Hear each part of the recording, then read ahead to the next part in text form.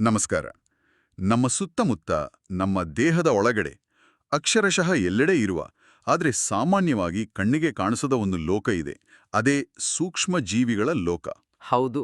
ಇವತ್ತಿನ ನಮ್ಮ ಈ ಚರ್ಚೆಯಲ್ಲಿ ಈ ಪುಟ್ಟ ಜೀವಿಗಳ ಬಗ್ಗೆ ನಮಗೆ ಸಿಕ್ಕಿರೋ ಪಠ್ಯಪುಸ್ತಕದ ಮಾಹಿತಿ, ಆ ಅಧ್ಯಾಯ, ಅದಕ್ಕೆ ಸಂಬಂಧಪಟ್ಟ ವಿಷಯಗಳನ್ನ ಸ್ವಲ್ಪ ಆಳವಾಗಿ ನೋಡೋಣ. ಇವುಗಳ ಒಳ್ಳೆಯ ಮುಖ, ಕೆಟ್ಟ ಮುಖ ಎರಡನ್ನೂ ಅರ್ಥ ಮಾಡ್ಕೊಳ್ಳೋಣ. ಖಂಡಿತವಾಗಿಯೂ. ಈ ಸೂಕ್ಷ್ಮ ಜೀವಿಗಳು ನೋಡೋಕೆ ಸಣ್ಣವಾದ್ರೂ ಅವುಗಳ ಪ್ರಭಾವ ಮಾತ್ರ ದೊಡ್ಡದು. ಹೌದು. ಅವು ನಮ್ಮ ಫ್ರೆಂಡ್ಸ್ ಕೂಡ ಹೌದು, ಕೆಲವೊಮ್ಮೆ ನಮ್ಮ ಶತ್ರುಗಳು ಕೂಡ. ಅವು ಇಲ್ದೇ ನಮ್ಗೆ ಬದುಕೋಕೆ ಕಷ್ಟ, ಆದ್ರೆ ಅವುಗಳಿಂದ ಸಮಸ್ಯೆಗಳೂ ಇವೆ. ಹಾಗಾದ್ರೆ ನಮ್ಮ ಇವತ್ತಿನ ಉದ್ದೇಶ ಸ್ಪಷ್ಟ. ಈ ಸೂಕ್ಷ್ಮಾಣುಗಳ ಬಗ್ಗೆ, ಅಂದ್ರೆ ಮೈಕ್ರೋಬ್ಸ್ ಬಗ್ಗೆ ಸಾಧ್ಯವಾದಷ್ಟು ಸರಳವಾಗಿ, ಸ್ಪಷ್ಟವಾಗಿ ಕೆಲವು ಉದಾಹರಣೆಗಳ ಜೊತೆ ತಿಳಿದುಕೊಳ್ಳೋದು. ಆ ಅಧ್ಯಾಯದಲ್ಲಿರೋ ಚಿತ್ರಗಳನ್ನು ಮನಸ್ಸಲ್ಲಿಟ್ಟುಕೊಂಡು ಮುಖ್ಯ ಅಂಶಗಳು, ನೀವೇ ಯೋಚಿಸಿ ಅನ್ನೋ ಭಾಗಗಳು ಯಾವುದನ್ನೂ ಬಿಡದೆ ಒಂದು ಪೂರ್ತಿ ಚಿತ್ರಣ ಕೊಡೋಕೆ ಪ್ರಯತ್ನಿಸೋಣ. ಸರಿ, ಶುರು ಮಾಡೋಣ ಅಲ್ವಾ? ಮೊದಲಿಗೆ ಈ ಸೂಕ್ಷ್ಮಜೀವಿಗಳು ಅಥವಾ ಸೂಕ್ಷ್ಮಾಣುಗಳು ಅಂದ್ರೆ ಏನು? ಹೆಸರಲ್ಲೇ ಇದೆ ನೋಡಿ, ಸೂಕ್ಷ್ಮ ಜೀವಿಗಳು ಅಂದ್ರೆ ಅತಿ ಸಣ್ಣ ಜೀವಿಗಳು. ಎಷ್ಟು ಸಣ್ಣ? ಎಷ್ಟು ಸಣ್ಣ ಅಂದ್ರೆ ನಮ್ಮ ಬರಿಕಣ್ಣಿಗೆ ಕಾಣೋದೇ ಇಲ್ಲ.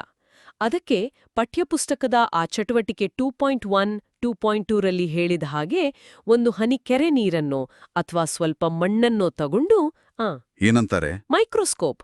ಹೌದು, ಸೂಕ್ಷ್ಮದರ್ಶಕ. ಆ ಸೂಕ್ಷ್ಮದರ್ಶಕದ ಕೆಳಗೆ ಇಟ್ಟು ನೋಡಿದ್ರೆ ಮಾತ್ರ ಅವು ಕಾಣಿಸುತ್ತವೆ. ಆದರೆ ಕೆಲವು ಅಪವಾದಗಳೂ ಇವೆ ಅಲ್ವಾ? ಈಗ ಬ್ರೆಡ್ ಅಥವಾ ರೊಟ್ಟಿ ಮೇಲೆ ಬೂಸ್ಟ್ ಬರುತ್ತಲ್ಲ, ಅದನ್ನ ನಾವು ಭೂತಕನ್ನಡಿಯಿಂದ ನೋಡ್ಬೋದಲ್ಲ, ಅದು ಇದೇ ಗುಂಪಿಗೆ ಸೇರುತ್ತಾ? ಹೌದು, ಅದು ಶಿಲೀಂಧ್ರ ಅಂದ್ರೆ ಫಂಗೈ ಗುಂಪಿಗೆ ಸೇರಿದ್ದು. ಸಾಮಾನ್ಯವಾಗಿ ಸೂಕ್ಷ್ಮಜೀವಿಗಳನ್ನ 4 ಮುಖ್ಯ ಗುಂಪುಗಳಾಗಿ ವಿಂಗಡಿಸ್ತಾರೆ. ಓಕೆ, ಯಾವುವು? 1 ಬ್ಯಾಕ್ಟೀರಿಯಾ, ಆಮೇಲೆ ನೀವು ಹೇಳಿದ ಶಿಲೀಂಧ್ರ ಅಂದ್ರೆ ಫಂಗೈ, ಮತ್ತೆ ಪ್ರೋಟೋಜೋವಾ, ಮತ್ತು 4ನೇದು ಶೈವಲ ಅಂದ್ರೆ ಆಲ್ಗೆ. ಸರಿ. ಚಿತ್ರ 2.1ರಲ್ಲಿ ಬ್ಯಾಕ್ಟೀರಿಯಾ, 2.4ರಲ್ಲಿ ಶಿಲೀಂಧ್ರ, 2.3ರಲ್ಲಿ ಪ್ರೋಟೋಜೋವಾ, 2.2ರಲ್ಲಿ ಶೈವಲ. ಅವುಗಳ ಚಿತ್ರಗಳೂ ಇವೆ. ಹೌದು. ಬ್ಯಾಕ್ಟೀರಿಯಾ ಅಂದ್ರೆ ಒಂದೇ ಕೋಶ ಇರೋದು. ನಮ್ಮ ಹೊಟ್ಟೆಲಿರೋ ಒಳ್ಳಿ ಬ್ಯಾಕ್ಟೀರಿಯಾನೂ ಇದೆ, ರೋಗ ತರುವ ಕೆಟ್ಟ ಬ್ಯಾಕ್ಟೀರಿಯಾನೂ ಇದೆ. ಶಿಲೀಂಧ್ರ ಅಂದ್ರೆ ಆ ಬೂಸ್ಟು, ಈಸ್ಟು, ಅಣಬೆ ಎಲ್ಲ. ಅಣಬೆನೂ ಶಿಲೀಂಧ್ರನಾ? ಹೌದು. ಮತ್ತೆ ಪ್ರೋಟೋಜೋವಾ ಅಂದ್ರೆ ಅಮೀಬಾ, ಪ್ಯಾರಮೀಸಿಯಂ ತರ ಮಲೇರಿಯಾ ತರೋ ಜೀವಿನೂ ಇದೇ ಗುಂಪಿಗೆ ಸೇರಿದ್ದು. ಶೈವಲ ಅಂದ್ರೆ ಪಾಚಿಗಳು, ನೀರಿನಲ್ಲಿ ಜಾಸ್ತಿ ಕಾಣುತ್ತೆ. ಈ 4 ಗುಂಪುಗಳ ಜೊತೆಗೆ ವೈರಸ್ಗಳ ಬಗ್ಗೆನೂ ಕೇಳ್ತೀವಲ್ಲ, ಅವು ಕೂಡ ತುಂಬಾ ಸಣ್ಣವು, ಆದ್ರೆ ಇವುಗಳಿಗಿಂತ ಬೇರೆ ಅಲ್ವಾ? ಚಿತ್ರ 2.5ರಲ್ಲಿರೋ ಹಾಗೆ. ಹೌದು, ವೈರಸ್ಗಳು ಹೇಳ್ಬೇಕಂದ್ರೆ ತುಂಬಾ ವಿಶಿಷ್ಟ. ಅವು ತಾವಾಗೇ ಬದುಕೋಕಾಗಲ್ಲ. ಹೌದಾ? ಅವು ಯಾವ್ದಾದ್ರೂ ಒಂದು ಜೀವಿಯ ಅಂದ್ರೆ ಬ್ಯಾಕ್ಟೀರಿಯಾ, ಸಸ್ಯ ಅಥವಾ ಪ್ರಾಣಿಯ ಜೀವಕೋಶದ ಒಳಗೆ ಹೋದ್ರೆ ಮಾತ್ರ ಬದುಕಿ ತಮ್ಮ ಸಂಖ್ಯೆ ಹೆಚ್ಚ್ ಮಾಡ್ಕೊಳ್ಳೋಕಾಗೋದು. ಹೊರಗಡೆ ಇದ್ದಾಗ ಅವು ನಿರ್ಜೀವ ಇದ್ದಾಗೆ. ನಮ್ಗೆ ಬರೋ ನೆಗಡಿ, ಫ್ಲೂ, ಪೋಲಿಯೋ, ಚಿಕನ್ ಪಾಕ್ಸ್ ಇದೆಲ್ಲ ವೈರಸ್ಗಳಿಂದಲೇ ಬರೋದು. ಅಬ್ಬಾ, ಅಂದ್ರೆ ಈ ಸೂಕ್ಷ್ಮಾಣುಗಳು ಎಲ್ಲೆಂದಲ್ಲೂ ಇವೆ ಅಂತಾಯ್ತು. ಎಲ್ಲಿರ್ತವೆ ಇವು ಕರೆಕ್ಟಾಗಿ? ನೀವು ಎಲ್ಲಿ ಊಹಿಸೋಕೂ ಆಗಲ್ವೋ ಅಲ್ಲೆಲ್ಲ ಇವೆ. ಅತಿ ತಣ್ಣಗಿರೋ ಮಂಜುಗಡ್ಡೆಯಿಂದ ಹಿಡಿದು ಕುದಿಯೋ ಬಿಸಿನೀರಿನ ಬುಗ್ಗೆ ಇದೆಯಲ್ಲ ಅಲ್ಲಿವರೆಗೂ. ಅಷ್ಟೊಂದು ಬಿಸಿನೀರಿನಲ್ಲೂ? ಹೌದು. ಒಣ ಮರುಭೂಮಿ, ತೇವ ಇರೋ ಜೌಗು ಪ್ರದೇಶ, ಹೀಗೆ ಎಲ್ಲಾ ತರದ ವಾತಾವರಣದಲ್ಲೂ ಬದುಕೋಕೆ ಕಲ್ತುಕೊಂಡಿವೆ. ಅಷ್ಟೇ ಅಲ್ಲ, ನಮ್ಮ ದೇಹದ ಒಳಗೆ ಬೇರೆ ಪ್ರಾಣಿಗಳ ದೇಹದ ಒಳಗೂ ಇವೆ ಅಂತಾರಲ್ಲ. ಖಂಡಿತ. ಕೆಲವು ತಾವಾಗೆ ಬದುಕಿದ್ರೆ, ಕೆಲವು ಬೇರೆ ಜೀವಿಗಳ ಮೇಲೆ ಅವಲಂಬಿಸಿ ಬದುಕ್ತವೆ. ಕೆಲವು ಒಂದೇ ಕೋಶ ಇದ್ರೆ, ಇನ್ನು ಕೆಲವು ಶೈವಲಗಳು, ಶಿಲೀಂಧ್ರಗಳು ಇವೆಲ್ಲ ತುಂಬಾ ಕೋಶಗಳಿಂದ ಆಗಿರ್ತವೆ. ಆ ಪುಸ್ತಕದಲ್ಲಿ ನಿಮ್ಗಿದು ಗೊತ್ತೇ ಅಂತ ಒಂದು ಬಾಕ್ಸ್ ಇದೆಯಲ್ಲ, ಅದರಲ್ಲಿ ಹೇಳಿದ ಹಾಗೆ ಕೆಲವು ಬ್ಯಾಕ್ಟೀರಿಯಾಗಳು ಕುದಿಯೋ ಮಣ್ಣು, ಅತಿ ತಣ್ಣನೆ ಐಸ್, ಅತಿ ಹೆಚ್ಚು ಉಪ್ಪು, ಅತಿ ಹೆಚ್ಚು ಆಸಿಡ್ ಇರೋ ಕಡೆನೂ ಬದುಕ್ತವೆಯಂತೆ. ನಂಬೋ ಕಷ್ಟ. ಹೌದು, ಅವುಗಳ ಹೊಂದಿಕೊಳ್ಳೋ ಶಕ್ತಿ ಅಪಾರ. ಅಂದ್ರೆ ಇವು ಬರೀ ತೊಂದರೆ ಕೊಡೋ ಜೀವಿಗಳಲ್ಲ, ನಮಗೆ ಬೇಕಾದ ಫ್ರೆಂಡ್ಸ್ ಕೂಡ. ಹೇಗೆಲ್ಲ ಸಹಾಯ ಮಾಡ್ತವೆ ಇವು? ಇಲ್ಲಿಂದ ವಿಷಯ ಇನ್ನೂ ಸ್ವಾರಸ್ಯಕರ ಆಗುತ್ತನ್ಸುತ್ತೆ. ಖಂಡಿತ. ಮೊದಲು ನಮ್ಮ ದಿನನಿತ್ಯದ ಅಡಿಗೆ ಮನೆಯಿಂದಲೇ ಶುರು ಮಾಡೋಣ. ಮೊಸರು? ಹೌದೌದು. ಹಾಲಿಗೆ ಸ್ವಲ್ಪ ಹೆಪ್ಪು ಹಾಕಿಟ್ರೆ ಮೊಸರಾಗತ್ತೆ. ಅದು ಲ್ಯಾಕ್ಟೋಬ್ಯಾಸಿಲಸ್ ಅನ್ನೋ ಬ್ಯಾಕ್ಟೀರಿಯಾದಿಂದ ಅಂತ ಗೊತ್ತು. ಆ ಪಹೇಲಿಯ ಅಮ್ಮನ ಉದಾಹರಣೆ ಕೂಡ ಇದನ್ನೇ ಹೇಳುತ್ತೆ. ಅದೇ. ಆ ಬ್ಯಾಕ್ಟೀರಿಯಾ ಹಾಲಿರೋ ಸಕ್ಕರೆನ ಲ್ಯಾಕ್ಟಿಕ್ ಆಮ್ಲ ಮಾಡುತ್ತೆ, ಹಾಲು ಗಟ್ಟಿಯಾಗತ್ತೆ. ಹಾಗೇನೆ ಬ್ರೆಡ್, ಕೇಕ್, ಇಡ್ಲಿ, ದೋಸೆ, ಭಟೂರ ಎಲ್ಲದಕ್ಕೂ ಹಿಟ್ಟು ಉಬ್ಬಿಸೋಕೆ ಈಸ್ಟ್ ಹಾಕ್ತಾರಲ್ಲ. ಹೌದು, ಈಸ್ಟ್ ಅನ್ನೋದು ಒಂದು ತರದ ಶಿಲೀಂಧ್ರ. ಅದು ಒಂದೇ ಕೋಶದಿಂದ ಆಗಿರೋದು. ಚಿತ್ರ 2.6ರಲ್ಲಿ ಉಬ್ಬಿದ ಹಿಟ್ಟಿದೆ. ಅದು ಹೇಗೆ ಉಬ್ಬಿಸುತ್ತೆ ಹಿಟ್ಟನ್ನ? ಈಸ್ಟ್ ಆ ಹಿಟ್ಟಲ್ಲಿರೋ ಸಕ್ರೆನ ತಿಂದು ಉಸಿರಾಡುತ್ತೆ. ಆಗ ಕಾರ್ಬನ್ ಡೈಆಕ್ಸೈಡ್ ಗ್ಯಾಸ್ ಬಿಡುಗಡೆಯಾಗತ್ತೆ. ಆ ಗ್ಯಾಸ್ ಗುಳ್ಳೆಗಳು ಹಿಟ್ಟಿನೊಳಗೆ ಸೇರ್ಕೊಂಡು ಹಿಟ್ಟಿನ ಗಾತ್ರ ದೊಡ್ಡದಾಗತ್ತೆ, ಮೆತ್ತಗಾಗತ್ತೆ. ಓ ಹಾಗೇನಾ? ಇದು ಬರೀ ಮನೆ ಅಡಿಗೆಗಷ್ಟೇ ಅಲ್ಲ, ದೊಡ್ಡ ದೊಡ್ಡ ಫ್ಯಾಕ್ಟ್ರಿಗಳಲ್ಲೂ ಬಳಸ್ತಾರಲ್ಲ. ಹೌದು, ಖಂಡಿತ. ಈಸ್ಟನ್ನ ಆಲ್ಕೋಹಾಲ್ ಅಂದ್ರೆ ಮದ್ಯ, ವೈನ್, ಬಿಯರ್ ಎಲ್ಲ ತಯಾರಿಸೋಕೆ ದೊಡ್ಡ ಪ್ರಮಾಣದಲ್ಲಿ ಬಳಸ್ತಾರೆ. ಹೇಗೆ? ಧಾನ್ಯಗಳು ಅಂದ್ರೆ ಬಾರ್ಲಿ, ಗೋಧಿ, ಅಕ್ಕಿ ಅಥವಾ ಹಣ್ಣಿನ ರಸಗಳಲ್ಲಿ ನೈಸರ್ಗಿಕವಾಗಿ ಸಕ್ಕರೆ ಇರುತ್ತಲ್ಲ, ಈಸ್ಟ್ ಅದನ್ನ ಹುದುಗುವಿಕೆ ಅಥವಾ ಫರ್ಮೆಂಟೇಷನ್ ಅನ್ನೋ ಪ್ರೋಸೆಸ್ ಮೂಲಕ ಆಲ್ಕೋಹಾಲ್ ಆಗಿ ಬದಲಾಯಿಸುತ್ತೆ. ಹಾಗೇನೆ ವಿನೆಗರ್ ಅಂದ್ರೆ ಅಸಿಟಿಕ್ ಆಸಿಡ್ ಮಾಡೋಕೆ ಅಸಿಟೋಬ್ಯಾಕ್ಟರ್ ಅನ್ನೋ ಬ್ಯಾಕ್ಟೀರಿಯಾಗಳನ್ನ ಬಳಸ್ತಾರೆ. ಇನ್ನು ಮೆಡಿಕಲ್ ಫೀಲ್ಡ್ ಕಡೆ ಬಂದ್ರೆ ಅಲ್ಲಿ ಇವುಗಳ ಕೊಡುಗೆ ದೊಡ್ಡದಿರ್ಬೇಕು. ತುಂಬಾನೇ ದೊಡ್ಡದು. ಮೊದಲು ಆಂಟಿಬಯೋಟಿಕ್ಸ್ ಅಂದ್ರೆ ಪ್ರತಿಜೈವಿಕಗಳು. ಇವು ಬೇರೆ ರೋಗ ತರೋ ಸೂಕ್ಷ್ಮಜೀವಿಗಳನ್ನ ಸಾಯಿಸೋ ಅಥವಾ ಅವುಗಳ ಬೆಳವಣಿಗೆ ನಿಲ್ಸೋ ಔಷಧಿಗಳು. ಹೌದು. ಇಂಟ್ರೆಸ್ಟಿಂಗ್ ಅಂದ್ರೆ ಈ ಆಂಟಿಬಯೋಟಿಕ್ಸ್ಗಳನ್ನ ತಯಾರಿಸೋದೇ ಬೇರೆ ಕೆಲವು ಬ್ಯಾಕ್ಟೀರಿಯಾ ಮತ್ತೆ ಶಿಲೀಂಧ್ರಗಳು. ಓ ಹೌದಾ? ಉದಾಹರಣೆಗೆ ಸ್ಟ್ರೆಪ್ಟೊಮೈಸಿನ್, ಟೆಟ್ರಾಸೈಕ್ಲಿನ್, ಎರಿಥ್ರೋಮೈಸಿನ್, ಹೀಗೆ ಹಲವು ಇವೆ. ಅಲೆಕ್ಸಾಂಡರ್ ಫ್ಲೆಮಿಂಗ್ ಪೆನಿಸಿಲಿನ್ ಕಂಡಿಡಿದ ಕತೆ ಕೇಳಿದ್ದೀವಿ. ಅವರು ಬ್ಯಾಕ್ಟೀರಿಯಾ ಬೆಳೆಸೋ ಪ್ಲೇಟ್ ಮೇಲೆ ಆಕಸ್ಮಿಕವಾಗಿ ಒಂದು ಹಸಿರು ಬೂಷ್ಟು ಅಂದ್ರೆ ಪೆನಿಸಿಲಿಯಂ ಫಂಗಸ್ ಬೆಳೆದು ಅದರ ಸುತ್ತ ಇದ್ದ ಬ್ಯಾಕ್ಟೀರಿಯಾ ಸತ್ತೋಗಿತ್ತಂತೆ. ಹೌದು, ಅದು ಮೊದಲ ಆಂಟಿಬಯೋಟಿಕ್. ಆದ್ರೆ ಇಲ್ಲಿ ಒಂದು ಎಚ್ಚರಿಕೆ ಮಾತು ಹೇಳೋದು ತುಂಬಾ ಮುಖ್ಯ. ಏನು? ಆಂಟಿಬಯೋಟಿಕ್ಗಳನ್ನ ವೈದ್ಯರು ಹೇಳಿದ್ರೆ ಮಾತ್ರ, ಅವ್ರು ಹೇಳಿದಷ್ಟು ಡೋಸ್, ಹೇಳಿದಷ್ಟು ದಿನ ಪೂರ್ತಿಯಾಗಿ ತಗೋಬೇಕು. ನಮಗ್ ನಾವೇ ತಗೋಬಾರ್ದು ಅಥವಾ ಅರ್ಧಕ್ಕೆ ನಿಲ್ಲಿಸ್ಬಾರ್ದು. ಯಾಕೆ ಹಾಗೆ? ಹಾಗೆ ಮಾಡಿದ್ರೆ ಆ ರೋಗಾಣುಗಳು ಈ ಔಷಧಿಯ ಅಡ್ಜಸ್ಟ್ ಆಗ್ಬಿಡ್ತವೆ, ಅಂದ್ರೆ ರೆಸಿಸ್ಟೆನ್ಸ್ ಬೆಳೆಸ್ಕೊಳ್ತವೆ. ಮುಂದೆ ನಿಜವಾಗ್ಲೂ ಬೇಕಾದಾಗ ಇದೇ ಔಷಧಿ ಕೆಲ್ಸ ಮಾಡದೆ ಹೋಗ್ಬಹುದು. ಅಯ್ಯೋ. ಇನ್ನೊಂದು ವಿಷಯ, ನೆಗಡಿ, ಜ್ವರಕ್ಕೆಲ್ಲ ಕಾರಣ ವೈರಸ್ಗಳು. ಅವುಗಳಿಗೆ ಸಾಮಾನ್ಯವಾಗಿ ಆಂಟಿಬಯೋಟಿಕ್ಸ್ ಕೆಲಸ ಮಾಡಲ್ಲ. ಸುಮ್ನೆ ತಗೊಂಡ್ರೆ ನಮ್ಮ ದೇಹದಲ್ಲಿರೋ ಒಳ್ಳೆ ಬ್ಯಾಕ್ಟೀರಿಯಾಗಳಿಗೆ ತೊಂದರೆ ಆಗಬಹುದು. ಇದು ಬಹಳ ಮುಖ್ಯವಾದ ಮಾಹಿತಿ. ಹಾಗೇನೆ ಲಸಿಕೆಗಳು ಅಂದ್ರೆ ವ್ಯಾಕ್ಸಿನ್ಗಳು, ಅವು ಕೂಡ ಈ ಸೂಕ್ಷ್ಮಜೀವಿಗಳಿಗೆ ಸಂಬಂಧಪಟ್ಟಿದ್ದ?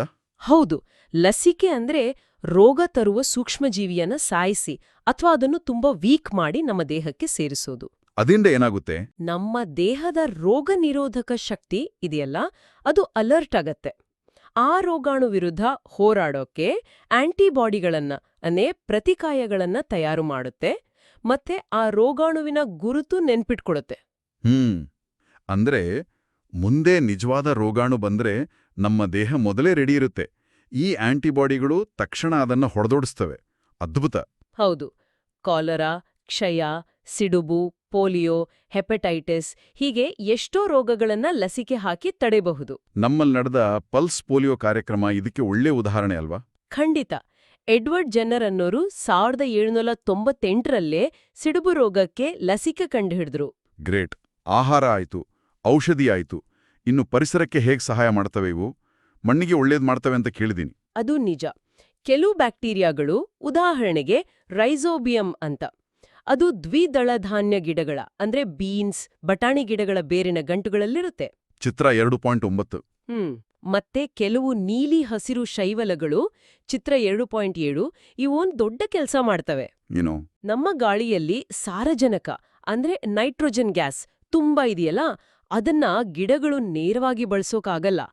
ಈ ಬ್ಯಾಕ್ಟೀರಿಯಾ ಮತ್ತೆ ಶೈವಲಗಳು ಆ ಗಾಳಿಯ ನೈಟ್ರೋಜನ್ ಅನ್ನ ಹಿಡಿದು ಅದನ್ನ ಗಿಡಗಳು ಬಳಸೋ ತರಹದ ನೈಟ್ರೋಜನ್ ಸಂಯುಕ್ತಗಳಾಗಿ ಬದಲಾಯಿಸಿ ಮಣ್ಣಿಗೆ ಸೇರಿಸ್ತವೆ. ಓಹ್, ಅಂದ್ರೆ ಇವು ಗಿಡಗಳಿಗೆ ನ್ಯಾಚುರಲ್ ಆಗಿ ಗೊಬ್ಬರ ಕೊಡೋ ತರಹ. ಅದ್ಭುತ. ಹೌದು, ಅದಕ್ಕೆ ಇವಕ್ಕೆ ಜೈವಿಕ ನೈಟ್ರೋಜನ್ ಸ್ಥಿರೀಕಾರಕಗಳು ಅಂತಾರೆ. ಇದ್ರಿಂದ ಮಣ್ಣಿನ ಫಲವತ್ತತೆ ಹೆಚ್ಚುತ್ತೆ. ಇದು ನೈಟ್ರೋಜನ್ ಚಕ್ರದ ಚಿತ್ರ 2.10 ಒಂದು ಮುಖ್ಯ ಭಾಗ. ನೈಟ್ರೋಜನ್ ಚಕ್ರ ಅಂದ್ರೆ ಗಾಳಿಯ ನೈಟ್ರೋಜನ್ ಮಣ್ಣಿಗೆ ಬರೋದು, ಗಿಡಗಳು ತಗೊಳೋದು, ಪ್ರಾಣಿಗಳು ಗಿಡಗಳನ್ನ ತಿನ್ನೋದು, ಆಮೇಲೆ ಗಿಡ ಪ್ರಾಣಿಗಳು ಸತ್ತ ಮೇಲೆ ಅವುಗಳ ದೇಹದ ನೈಟ್ರೋಜನ್ ಮತ್ತೆ ಮಣ್ಣಿಗೆ ಸೇರೋದು, ಕೊನೆಗೆ ಬ್ಯಾಕ್ಟೀರಿಯಾಗಳು ಅದನ್ನ ಮತ್ತೆ ಗ್ಯಾಸ್ ಮಾಡಿ ಗಾಳಿಗೆ ಬಿಡೋದು. ಈ ಇಡೀ ಸೈಕಲ್ ನಡೆಯೋಕೆ ಸೂಕ್ಷ್ಮಜೀವಿಗಳು ಬೇಕೇ ಬೇಕು. ವಾವ್! ಇನ್ನು ಪರಿಸರ ಕ್ಲೀನ್ ಮಾಡೋದ್ರಲ್ಲೂ ಇವುಗಳ ಪಾತ್ರ ಇದೆ ಅಲ್ವಾ? ಖಂಡಿತ ಇದೆ. ನಮ್ಮ ಸುತ್ತ ಬಿದ್ದಿಡೋ ಸತ್ತ ಗಿಡಗಳು, ಪ್ರಾಣಿಗಳ ದೇಹ, ತರ್ಕಾರಿ ಸಿಪ್ಪೆ, ಇತರೆ ಕಸ ಇವೇ ಡಿಕಂಪೋಸ್ ಮಾಡೋದು, ಅಂದ್ರೆ ವಿಘಟಿಸೋದು. ಆ ಚಟುವಟಿಕೆ ಈ 2.5ರಲ್ಲಿ ಹೇಳಿದ ಹಾಗೆ ಮಣ್ಣಲ್ಲಿ ಸಸ್ಯದ ಕಸ ಹಾಕಿದ್ರೆ ಅದು ಕರಗಿ ಗೊಬ್ಬರ ಆಗುತ್ತೆ. ಆದರೆ ಪ್ಲಾಸ್ಟಿಕ್ ಹಾಗೇ ಇರುತ್ತೆ. ಇದು ಸೂಕ್ಷ್ಮಜೀವಿಗಳ ಕೆಲಸದಿಂದ ತಾನೇ? ಹೌದು, ಸೂಕ್ಷ್ಮ ಜೀವಿಗಳು ಈ ಆರ್ಗ್ಯಾನಿಕ್ ವಸ್ತುಗಳನ್ನ ತಿಂದು ಸರಳ ವಸ್ತುಗಳಾಗಿ ಬದಲಾಯಿಸುತ್ತವೆ.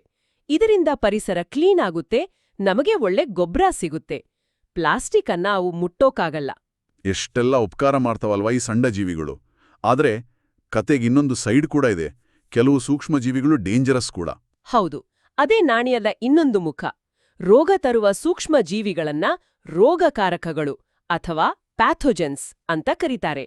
ಇವು ಮನುಷ್ಯರಿಗೆ, ಪ್ರಾಣಿಗಳಿಗೆ, ಗಿಡಗಳಿಗೆಲ್ಲ ರೋಗ ತರಬಹುದು. ಮನುಷ್ಯರಲ್ಲಿ ಹೇಗೆ ಹರಡುತ್ತೆ? ನಾವು ಉಸಿರಾಡೋ ಗಾಳಿ, ಕುಡಿಯೋ ನೀರು, ತಿನ್ನೋ ಆಹಾರದ ಮೂಲಕ ದೇಹದೊಳಗೆ ಹೋಗ್ಬಹುದು. ಇಲ್ಲಂದ್ರೆ ರೋಗ ಇರೋ ವ್ಯಕ್ತಿಯನ್ನ ಮುಟ್ಟೋದ್ರಿಂದ ಅಥವಾ ಕೆಲವು ಕೀಟಗಳು, ಪ್ರಾಣಿಗಳ ಮೂಲಕಂದು ಹರಡಬಹುದು. ಗಾಳಿ, ನೀರು, ಆಹಾರ ಅಥವಾ ನೇರ ಸಂಪರ್ಕದಿಂದ ಹರಡೋ ಕಾಯಿಲೆಗಳನ್ನ ಸಂಪರ್ಕ ರೋಗಗಳು ಅಂತಾರಲ್ಲ? ಹೌದು, ಕಮ್ಯುನಿಕಬಲ್ ಡಿಸೀಸಸ್. ಉದಾಹರಣೆಗೆ ಕಾಲರಾ, ನೆಗಡಿ, ಚಿಕನ್ ಪಾಕ್ಸ್, ಟಿಬಿ. ನೀವೇ ಯೋಚಿಸಿ ಭಾಗದಲ್ಲಿ ಹೇಳಿದ ಹಾಗೆ ನೆಗಡಿ ಆದಾಗ ಸೀನಿದ್ರೆ ಸಾವಿರಾರು ವೈರಸ್ ಇರೋ ಹನಿಗಳು ಗಾಳಿಯಲ್ಲಿ ಸೇರಿ ಪಕ್ಕದವರಿಗೆ ಅಂಟ್ಕೊಳ್ಬಹುದು. ಅದಕ್ಕೆ ಕರ್ಚಿಫ್ ಅಡ್ಡ ಹಿಡಿಬೇಕು. ಕೆಲವು ಕೀಟಗಳು ರೋಗ ಹರಡುತ್ತೆ ಅಂತ ಹೇಳಿದಿರಿ. ಅವು ಯಾವುವು? ಅವುಗಳನ್ನ ವಾಹಕಗಳು ಅಥವಾ ಕ್ಯಾರಿಯರ್ಸ್ ಅಂತಾರೆ. ಉದಾಹರಣೆಗೆ ಮನಿ ನೊಣ. ನೊಣನಾ? ಹೌದು, ಅದು ಕಸ ಕೊಳ್ಚೆ ಮೇಲೆಲ್ಲ ಕೂತು ಆಮೇಲೆ ನಾವು ತಿನ್ನೋಕೆ ಇಟ್ಟಿರೋ ಆಹಾರದ ಮೇಲ್ ಬಂದ್ ಕೂತ್ರೆ ಅದರ ಕಾಲಲ್ಲಿದ್ದ ರೋಗಾಣುಗಳನ್ನ ಆಹಾರಕ್ಕೆ ಅಂಟಿಸಿಬಿಡುತ್ತೆ. ಅದನ್ ತಿಂದ್ರೆ ಕಾಯಿಲೆ ಬರುತ್ತೆ. ಅದಕ್ಕೆ ಆಹಾರ ಮುಚ್ಚಿಡಬೇಕಂದ್ ಹೇಳೋದು. ಹೌದು. ಇನ್ನೊಂದು ಮುಖ್ಯ ವಾಹಕ ಅಂದ್ರೆ ಸೊಳ್ಳೆ.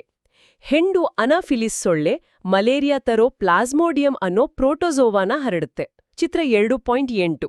ಹಾಗೇನೆ ಈಡಿಸ್ ಸೊಳ್ಳೆ ಡೆಂಗ್ಯೂ ವೈರಸ್ ಹರಡುತ್ತೆ. ಹಾಗಾದ್ರೆ ಈ ಸೊಳ್ಳೆಗಳಿಂದ ಬರೋ ರೋಗಗಳನ್ನ ತಡೆಯೋದು ಹೇಗೆ? ಸೊಳ್ಳೆಗಳು ನಿಂತಿರೋ ನೀರಲ್ಲೇ ಮೊಟ್ಟೆ ಇಡ್ತವೆ. ಹಾಗಾಗಿ ನಮ್ಮ ಮನೆಯ ಸುತ್ತಮುತ್ತ ಎಲ್ಲೂ ನೀರು ನಿಲ್ದ ಹಾಗೆ ನೋಡ್ಕೊಳ್ಬೇಕು. ಕೂಲರ್, ಹಳೆ ಟೈರ್, ಹೂಕುಂಡ ಎಲ್ಲಾ ಕಡೆ ಗಮನ ಇರ್ಬೇಕು. ಸರಿ. ಸುತ್ತಮುತ್ತ ಕ್ಲೀನಾಗಿ, ಡ್ರೈ ಆಗಿಟ್ಕೊಂಡ್ರೆ ಸೊಳ್ಳೆಗಳನ್ನ ಕಂಟ್ರೋಲ್ ಮಾಡಬಹುದು. ಸೊಳ್ಳೆ ಪರ್ದೆ, ಸ್ಪ್ರೇ ಎಲ್ಲಾನೂ ಸಹಾಯ ಮಾಡುತ್ತೆ. ಆ ಕೋಷ್ಟಕ 2.1ನಲ್ಲಿ ಕ್ಷಯ, ದಡಾರ, ಪೋಲಿಯೋ, ಕಾಲರಾ, ಟೈಫಾಯ್ಡ್, ಮಲೇರಿಯಾ ಇತ್ಯಾದಿ ರೋಗಗಳ ಬಗ್ಗೆ, ಅವು ಹೇಗೆ ಹರಡತ್ತೆ, ಹೇಗೆ ತಡೆಯೋದು ಅಂತ ಚೆನ್ನಾಗ್ ಕೊಟ್ಟಿದ್ದಾರೆ. ಪ್ರಾಣಿಗಳಿಗೂ ರೋಗ ತರುತ್ತವೆಯೇ ಇವು? ಹೌದು. ಆಂಥ್ರಾಕ್ಸ್ ಅನ್ನೋದು ಒಂದು ಬ್ಯಾಕ್ಟೀರಿಯಾದಿಂದ ಬರೋ ಡೇಂಜರಸ್ ರೋಗ. ಅದು ದನಕರುಗಳಿಗೂ ಮನುಷ್ಯರಿಗೂ ಬರುತ್ತೆ. ದನಗಳಲ್ಲಿ ಕಾಲುಬಾಯಿ ರೋಗ ವೈರಸ್ನಿಂದ ಬರುತ್ತೆ. ಗಿಡಮರಗಳನ್ನು ಬಿಡಲ್ವಾ ಇವು? ಇಲ್ಲ. ಗೋಧಿ, ಭತ್ತ, ಆಲೂಗಡ್ಡೆ, ಕಬ್ಬು, ಕಿತ್ತಳೆ, ಸೇಬು ಹೀಗೆ ಬೆಳೆಗಳಿಗೂ ರೋಗ ತರ್ತವೆ. ಕೋಷ್ಟಕ 2.2ರಲ್ಲಿ ಕೆಲವನ್ನ ಕೊಟ್ಟಿದ್ದಾರೆ. ಸಿಟ್ರಸ್ ಕ್ಯಾಂಕರ್ ಬ್ಯಾಕ್ಟೀರಿಯಾದಿಂದ, ಗೋಧಿ ತುಕ್ಕು ರೋಗ ಶಿಲೀಂಧ್ರದಿಂದ, ಬೆಂಡೆಕಾಯಿ ಗಿಡದ ಹಳದಿ ರೋಗ ವೈರಸ್ನಿಂದ. ಇದರಿಂದ ರೈತರಿಗೆಲ್ಲ ತುಂಬಾ ನಷ್ಟ ಆಗುತ್ತೆ. ರೋಗಗಳಾಯಿತು. ಆಹಾರ ಕೆಡೋದಕ್ಕೂ ಇವೇ ಕಾರಣ ಅಲ್ವಾ? ಹೌದು. ಸೂಕ್ಷ್ಮಜೀವಿಗಳು ಆಹಾರದ ಮೇಲೆ ಬೆಳೆದು ಅದನ್ನ ಹಾಳು ಮಾಡ್ತವೆ. ವಾಸನೆ ಬರುತ್ತೆ, ರುಚಿ ಕೆಡತ್ತೆ, ಬಣ್ಣ ಬದಲಾಗತ್ತೆ. ಕೆಲವೊಮ್ಮೆ ಬರೀ ಕೆಡೋದಲ್ಲ, ಅದು ವಿಷ ಕೂಡ ಆಗಬಹುದು ಅಂತಾರೆ. ಕರೆಕ್ಟ್. ಕೆಲವು ಸೂಕ್ಷ್ಮಜೀವಿಗಳು ಆಹಾರದ ಮೇಲೆ ಬೆಳೆಯುವಾಗ ಟಾಕ್ಸಿಕ್ ಅಂದ್ರೆ ವಿಷಕಾರಿ ವಸ್ತುಗಳನ್ನ ಬಿಡುಗಡೆ ಮಾಡ್ತವೆ. ಆ ಆಹಾರ ತಿಂದ್ರೆ ಫುಡ್ ಪಾಯ್ಸನಿಂಗ್ ಆಗತ್ತೆ. ಆ ಬೂರೆಹೋ ಪಾರ್ಟಿಗೆ ಹೋಗಿ ವಾಂತಿ ಮಾಡ್ಕೊಂಡ ಕಥೆ ಇದೆಯಲ್ಲ, ಅದು ಇದಕ್ಕೆ ಉದಾಹರಣೆ. ಇದು ಸೀರಿಯಸ್ ಆದ್ರೆ ಜೀವಕ್ಕೆ ಅಪಾಯ. ಅಯ್ಯೋ, ಹಾಗಾದ್ರೆ ಈ ಸೂಕ್ಷ್ಮಜೀವಿಗಳಿಂದ ಆಹಾರ ಕೆಡದ ಹಾಗೆ, ವಿಷ ಆಗದ ಹಾಗೆ ತಡೆಯೋದು ಹೇಗೆ? ಪಹೇಲಿ ತಂದ ಮಾವಿನ ಹಣ್ಣು ಕೆಟ್ಟೋಯ್ತು, ಆದ್ರೆ ಅಜ್ಜಿ ಮಾಡಿದ ಉಪ್ಪಿನಕಾಯಿ ವರ್ಷಗಟ್ಲೆ ಇರುತ್ತೆ. ಏನಿದ್ರ ಮ್ಯಾಜಿಕ್? ಇದ್ರ ಮ್ಯಾಜಿಕ್ ಏನೂ ಇಲ್ಲ. ಅದು ಆಹಾರ ಸಂರಕ್ಷಣೆ ಅಂದ್ರೆ ಫುಡ್ ಪ್ರಿಸರ್ವೇಷನ್. ಸೂಕ್ಷ್ಮಜೀವಿಗಳು ಬೆಳೆಯೋಕೆ ಆಗದಂತಹ ವಾತಾವರಣ ಸೃಷ್ಟಿ ಮಾಡಿ ಆಹಾರವನ್ನ ಕಾಪಾಡೋದು. ಓ, ಅದಕ್ಕೆ ಏನೆಲ್ಲ ವಿಧಾನಗಳಿವೆ? ಹಲವಾರು ಇವೆ. ಮುಖ್ಯವಾಗಿ ಒಂದು ರಾಸಾಯನಿಕ ವಿಧಾನ. ಉಪ್ಪು ಮತ್ತೆ ಅಡಿಗೆ ಎಣ್ಣೆ ಇದೆಯಲ್ಲ, ಅವು ಒಳ್ಳೆ ಪ್ರಿಸರ್ವೇಟಿವ್ಸ್. ಹೌದು, ಉಪ್ಪಿನಕಾಯಿಲಿ ಅದೇ ಇರೋದು. ಇವು ಸೂಕ್ಷ್ಮಜೀವಿಗಳು ಬೆಳೆಯೋದನ್ನ ತಡೆಯುತ್ತೆ. ಹಾಗೇನೇ ಸೋಡಿಯಂ ಬೆಂಜೋಯೇಟ್, ಸೋಡಿಯಂ ಮೆಟಾಬೈಸಲ್ಫೇಟ್ ಅನ್ನೋ ಕೆಮಿಕಲ್ಸ್ನ ಜಾಮ್ ಜ್ಯೂಸ್ಗಳಲ್ಲಿ ಬಳಸ್ತಾರೆ. ಸರಿ. 2 ಸಕ್ಕರೆಯಿಂದ ಸಂರಕ್ಷಣೆ. ಜಾಮ್, ಜೆಲಿ, ಹಣ್ಣಿನ ಪಾಕ ಇವಕ್ಕೆಲ್ಲ ಸಕ್ಕರೆ ಹಾಕ್ತಾರೆ. ಸಕ್ಕರೆ ನೀರನ್ನ ಹೀರ್ಕೊಂಡು ಬ್ಯಾಕ್ಟೀರಿಯಾ ಬೆಳೆಯೋಕೆ ಬಿಡಲ್ಲ. ಓ. 3 ಎಣ್ಣೆ ಮತ್ತೆ ವಿನೆಗರ್. ಉಪ್ಪಿನಕಾಯಿ, ತರಕಾರಿ, ಮಾಂಸ, ಮೀನು ಇವನ್ನೆಲ್ಲ ಕಾಪಾಡೋಕೆ ಬಳಸ್ತಾರೆ. ಈ ವಾತಾವರಣದಲ್ಲಿ ಬ್ಯಾಕ್ಟೀರಿಯಾ ಬದುಕೋಕಾಗಲ್ಲ. 4ನೇದು ಶಾಖ ಮತ್ತೆ ತಂಪು ವಿಧಾನ. ಹಾಲನ್ನ ಕುದಿಸಿದ್ರೆ ಸೂಕ್ಷ್ಮಜೀವಿಗಳು ಸಾಯ್ತವೆ. ಫ್ರಿಡ್ಜ್ನಲ್ಲಿಟ್ರೆ ತಣ್ಣಗಿರೋದ್ರಿಂದ ಅವುಗಳ ಬೆಳವಣಿಗೆ ತುಂಬಾ ಸ್ಲೋ ಆಗತ್ತೆ ಅಥವಾ ನಿಂತು ಹೋಗತ್ತೆ. 5ನೇದು ಪಾಶ್ಚರೈಸೇಷನ್. ಲೂಯಿಸ್ ಪಾಶ್ಚರ್ ಕಂಡುಹಿಡಿದಿದ್ದು. ಪಾಶ್ಚರೈಸೇಷನ್ ಅಂದ್ರೆ? ಇದರಲ್ಲಿ ಹಾಲನ್ನ ಸುಮಾರು 70 ಡಿಗ್ರಿ ಸೆಲ್ಸಿಯಸ್ಗೆ 15-30 ಸೆಕೆಂಡ್ ಬಿಸಿ ಮಾಡಿ ತಕ್ಷಣ ತಣ್ಣಗೆ ಮಾಡಿ ಪ್ಯಾಕ್ ಮಾಡ್ತಾರೆ. ಇದರಿಂದ ಕೆಟ್ಟ ಸೂಕ್ಷ್ಮಜೀವಿಗಳು ಸಾಯ್ತವೆ. ಹಾಲು ಬೇಗ ಕೆಡಲ್ಲ. ಪ್ಯಾಕೆಟ್ ಹಾಲು ಹೀಗ್ ಮಾಡಿರೋದ್ರಿಂದ ಅದನ್ನ ಕುಡಿಬೋದು ಅಂತಾರೆ. ಓ, ಅದಕ್ಕೇನಾ ಪಾಶ್ಚರೈಸ್ಡ್ ಮಿಲ್ಕ್ ಅಂತ ಬರ್ದಿರೋದು. 6ನೇದು ಸಂಗ್ರಹಣೆ ಮತ್ತೆ ಪ್ಯಾಕಿಂಗ್. ಒಣಹಣ್ಣುಗಳು, ತರಕಾರಿ ಎಲ್ಲವನ್ನೂ ಗಾಳಿಯಾಡದ ಹಾಗೆ ಸೀಲ್ ಮಾಡಿದ ಪ್ಯಾಕೆಟ್ಗಳಲ್ಲಿ ಮಾರಿದ್ರೆ ಸೂಕ್ಷ್ಮಜೀವಿಗಳು ಅಟ್ಯಾಕ್ ಮಾಡೋದು ತಪ್ಪುತ್ತೆ. ಅಂದ್ರೆ ಒಟ್ಟಿನಲ್ಲಿ ಸೂಕ್ಷ್ಮಜೀವಿಗಳಿಗೆ ಬೇಕಾದ ನೀರು, ಗಾಳಿ ಅಥವಾ ಸರಿಯಾದ ಟೆಂಪರೇಚರ್ ಸಿಗ್ದ ಹಾಗೆ ಮಾಡೋದೇ ಈ ಎಲ್ಲಾ ವಿಧಾನಗಳ ಉದ್ದೇಶ. ಸರಿ, ಈ ಅಧ್ಯಾಯದ ಕೊನೆಯಲ್ಲಿರೋ ಪ್ರಶ್ನೆಗಳು, ಚಟುವಟಿಕೆಗಳು ಬಗ್ಗೆ ಒಂದೆರಡು ಮಾತು. ಹೌದು, ನಾವು ಮಾತಾಡ್ತಾ ಆ ನೀವೇ ಯೋಚಿಸಿ ಪ್ರಶ್ನೆಗಳನ್ನ ಮೊಸರು, ಸೀನು, ಆಹಾರ ಮುಚ್ಚೋದು, ನೀರು ನಿಲ್ಲೋದು ಇತ್ಯಾದಿ ಮತ್ತೆ ಕೆಲವು ಅಭ್ಯಾಸದ ಪ್ರಶ್ನೆಗಳಿಗೆ ಸಂಬಂಧಪಟ್ಟ ವಿಷಯಗಳನ್ನ ಆಂಟಿಬಯೋಟಿಕ್ ಎಚ್ಚರಿಕೆ, ವಾಹಕಗಳು ಇತ್ಯಾದಿ ಚರ್ಚಿಸಿದ್ದೇವೆ ಅನ್ಸುತ್ತೆ. ಹೌದು. ಉದಾಹರಣೆಗೆ ಸೂಕ್ಷ್ಮಜೀವಿಗಳ ಮುಖ್ಯ ಗುಂಪುಗಳು ಯಾವುವು? ಬ್ಯಾಕ್ಟೀರಿಯಾ, ಶಿಲೀಂಧ್ರ, ಪ್ರೋಟೋಜೋವಾ, ಶೈವಲ. ಅವುಗಳ ಉಪಯೋಗಗಳು: ಮೊಸರು, ಬ್ರೆಡ್, ಆಲ್ಕೋಹಾಲ್, ಔಷಧಿ, ವ್ಯಾಕ್ಸಿನ್, ಕ್ಲೀನಿಂಗ್, ನೈಟ್ರೋಜನ್ ಫಿಕ್ಸೇಷನ್, ಮತ್ತೆ ಅವುಗಳಿಂದ ಆಗೋ ತೊಂದರೆಗಳು, ರೋಗಗಳು, ಫುಡ್ ಸ್ಪಾಯ್ಲೇಜ್, ಫುಡ್ ಪಾಯ್ಸನಿಂಗ್ ಇವೆಲ್ಲ ಕವರ್ ಆಗಿದೆ. ಕೆಲವನ್ನ ರಿಪೀಟ್ ಮಾಡೋದಾದ್ರೆ, ಸೂಕ್ಷ್ಮಜೀವಿಗಳನ್ನ ನೋಡೋಕೆ ಮೈಕ್ರೋಸ್ಕೋಪ್ ಬೇಕು, ರೈಸೋಬಿಯಂ, ನೀಲಿ ಹಸಿರು ಶೈವಲ ನೈಟ್ರೋಜನ್ ಸ್ಥಿರೀಕರಣ ಮಾಡ್ತವೆ, ಆಂಟಿಬಯೋಟಿಕ್ಗಳನ್ನ ಡಾಕ್ಟರ್ ಹೇಳಿದ ಹಾಗೆ ಪೂರ್ತಿ ಕೋರ್ಸ್ ತಗೋಬೇಕು. ಆ ಅಧ್ಯಾಯದಲ್ಲಿ ಬೇರಿನ ಗಂಟುಗಳನ್ನ ನೋಡೋದು, ಯೀಸ್ಟ್ ಎಕ್ಸ್ಪೆರಿಮೆಂಟ್ ಮಾಡೋದು, ಆಹಾರದ ಲೇಬಲ್ ಕಲೆಕ್ಟ್ ಮಾಡೋದು, ಈ ತರಹ ಆಕ್ಟಿವಿಟೀಸ್ ಕೂಡ ಕೊಟ್ಟಿದ್ದಾರೆ. ಇವು ವಿಷಯವನ್ನ ಇನ್ನೂ ಚೆನ್ನಾಗಿ ಅರ್ಥ ಮಾಡ್ಕೊಳ್ಳೋಕೆ ಹೆಲ್ಪ್ ಮಾಡ್ತವೆ ಅಲ್ವಾ? ಖಂಡಿತ, ಮಾಡಿ ಕಲ್ತ್ರೆ ಚೆನ್ನಾಗ್ ನೆನ್ಪಿರುತ್ತೆ. ಹಾಗಾದ್ರೆ ಇವತ್ತಿನ ನಮ್ಮ ಇಡೀ ಚರ್ಚೆಯನ್ನು ನೋಡಿದ್ರೆ ಈ ಸೂಕ್ಷ್ಮ ಜೀವಿಗಳ ಜಗತ್ತು ಎಷ್ಟು ಕಾಂಪ್ಲೆಕ್ಸ್, ಎಷ್ಟು ಪ್ರಭಾವಶಾಲಿ ಅಂತ ಗೊತ್ತಾಗತ್ತೆ. ಅವು ನಮ್ಮ ಬೆಸ್ಟ್ ಫ್ರೆಂಡ್ಸ್ ಆಗ್ಬಲ್ಲವೋ, ಹಾಗೆ ಡೇಂಜರಸ್ ಶತ್ರುಗಳೂ ಆಗ್ಬಲ್ಲವೋ. ಇದರ ಒಟ್ಟಾರೆ ಅರ್ಥ ಏನು? ಇದರ್ಥ ಸೂಕ್ಷ್ಮಜೀವಿಗಳ ಜೊತೆ ನಾವು ಒಂದು ಬ್ಯಾಲೆನ್ಸ್ನಲ್ಲಿ ಬದುಕೋದು ಕಲಿಬೇಕು.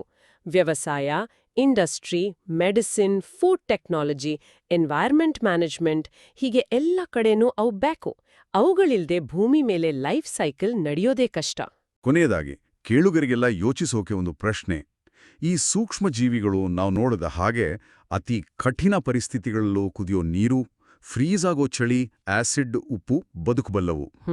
ಅಷ್ಟೇ ಅಲ್ಲ, ನಾವು ಬಳಸೋ ಆಂಟಿಬಯೋಟಿಕ್ಗಳಿಗೆ ಅವು ಬೇಗ ರೆಸಿಸ್ಟೆನ್ಸ್ ಅಂದ್ರೆ ನಿರೋಧಕ ಶಕ್ತಿ ಬಳಸ್ಕೊಳ್ತಾ ಇವೆ. ಇದು ಇವತ್ತಿನ ದೊಡ್ಡ ಮೆಡಿಕಲ್ ಚಾಲೆಂಜ್. ಈ ಪರಿಸ್ಥಿತಿಯಲ್ಲಿ ಮುಂದಿನ ದಿನಗಳಲ್ಲಿ ಮನುಷ್ಯನಿಗೂ ಈ ಕಾಣದ ಶಕ್ತಿಗಳಿಗೂ ಇರೋ ಸಂಬಂಧ ಹೇಗಿರ್ಬೋದು? ಇದು ಯೋಚನೆ ಮಾಡಬೇಕಾದ ವಿಷಯ ಅಲ್ವಾ? ಖಂಡಿತವಾಗಿಯೂ.